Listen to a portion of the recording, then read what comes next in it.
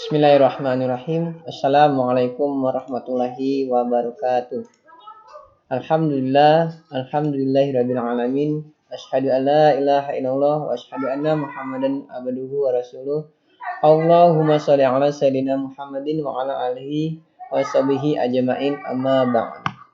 Yang terhormat Ustadz Yudi Pratama, Magister Pendidikan selaku dosen pengampu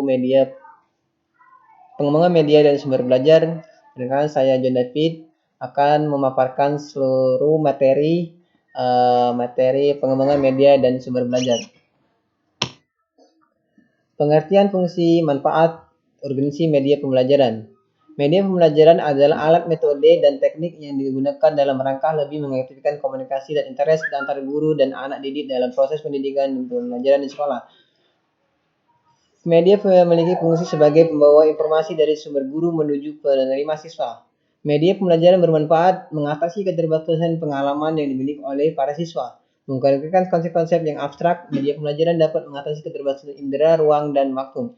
Klasifikasi dan kriteria media pembelajaran. 1. Media berbasis manusia, berbasis cetakan, berbasis visual, berbasis audio visual, dan berbasis komputer. Jenis dan karakteristik media pembelajaran dan sumber belajar. Jenis media pembelajaran, media visual, media audiovisual, dan multimedia. Karakteristik media pembelajaran harus diketahui karakteristik media tersebut. Apa kelebihan dan kelemahannya sesuai media yang akan kita pilih itu dengan tujuan yang akan dicapai. Kita tidak dapat memilih media dengan baik jika kita tidak mengenal dengan baik karakteristik masing-masing media. Jenis sumber belajar yaitu manusia, bahan, lingkungan, aktivis, dan alat peralatan.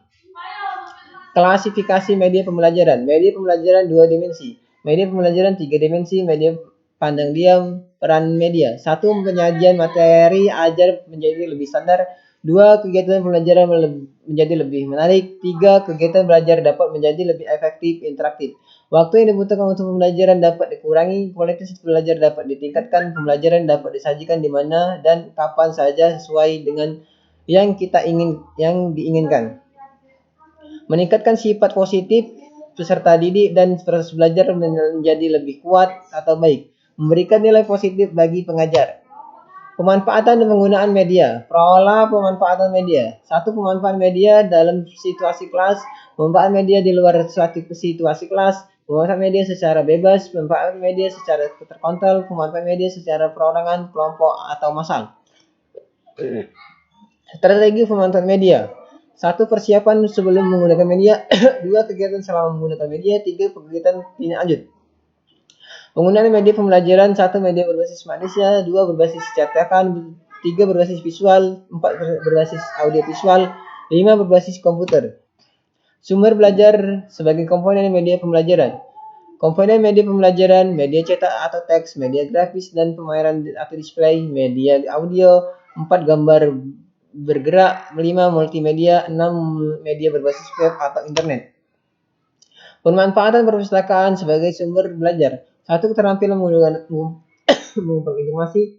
2. Keterampilan mengambil intisari dan mengorganisasi informasi. 3. Keterampilan menganalisis, menginterpretasikan, dan mengevaluasi informasi. 4. Keterampilan menggunakan informasi. Penggunaan perpustakaan sebagai sumber belajar. Perpustakaan sekolah dapat menimbulkan kecintaan murid-murid terhadap membaca. Perpustakaan sekolah dapat memperkaya pengalaman belajar murid-murid. Perpustakaan sekolah dapat menanamkan kebiasaan belajar mandiri yang akhirnya murid-murid mampu belajar mandiri. Perpustakaan sekolah dapat mempercepat proses penguasaan teknik membaca. Perpustakaan sekolah dapat membaca perkembangan kecakapan berbahasa. Perpustakaan sekolah dapat membantu murid-murid, guru-guru, dan anggota staf dalam mengikuti perkembangan ilmu pengetahuan dan teknologi. Fungsi dan manfaat laboratorium sebagai sumber belajar. Laboratorium berfungsi mempersiapkan sarana penunjang untuk melaksanakan pendidikan dan mempelajari sesuai dengan bidang studi yang bersangkutan. Mempersiapkan sarana penunjang untuk melaksanakan penelitian dan sesuai dengan bidang studi yang bersangkutan. Manfaatan laboratorium yaitu kognitif dan efektif psikomotorik. Evaluasi media pembelajaran adalah menelaah suatu objek atau keadaan untuk mendapatkan informasi yang tepat sebagai dasar untuk pengambilan keputusan.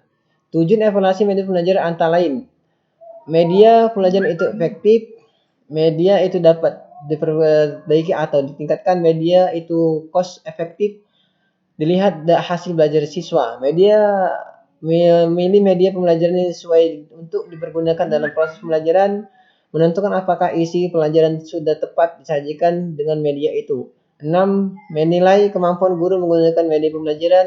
7. Mengetahui apakah media pembelajaran tersebut benar-benar memberi sumbangan terhadap hasil belajar seperti yang dinyatakan. 8. Mengetahui sikap siswa terhadap media pembelajaran. Aplikasi dalam pembelajaran PAI itu Al-Quran Hadis, Akidah Akhlak, Fikih, dan Sejarah Kebudayaan Islam. Komputer sebagai media pembelajaran atau e-learning, yaitu sebagai media pembelajaran aktif siswa dan guru, sebagai media komunikasi siswa dengan guru, sebagai siswa pengetahuan lain. Pembelajaran saat ini telah berkembang hanya karena komputer yang telah terhubung dengan internet. Siswa dapat menyalurkan dan mengembangkan kreativitas dan ide-ide barunya melalui dunia blog dan aplikasi yang lain yang dapat dimanfaatkan guru dalam peningkatan motivasi dan belajar siswa untuk terus berkarya. Guru bersama siswa dapat saling memberi dan membentuk pengetahuan baru terhadap sumber-sumber bahan materi lain yang mereka dapat. Adanya pertukaran terhadap pertukaran pendapat dan komunikasi dengan narasumber lain adalah interaksi di dunia maya sehingga pengetahuan yang terbentuk lebih luas.